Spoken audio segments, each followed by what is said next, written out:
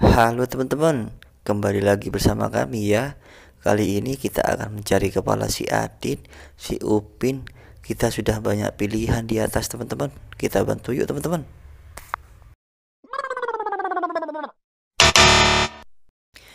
Wah, masih salah teman-teman. Itu kepala si Kak Rus.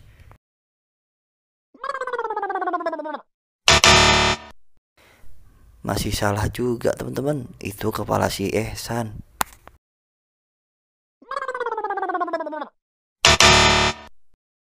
Masih salah teman-teman. Itu kepala si Ipin. Terakhir yuk teman-teman.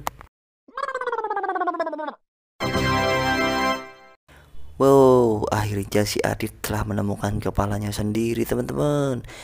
Lanjut yuk.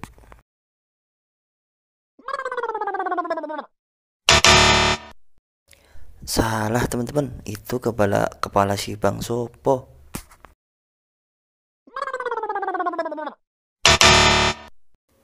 Masih salah teman-teman, itu kepala si Denis.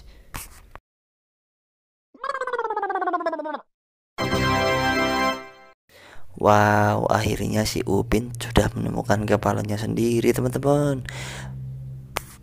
Baiklah teman-teman, terima kasih sudah menonton video ini. Jangan lupa subscribe dan like channel ini ya. Dukung terus channel kami teman-teman.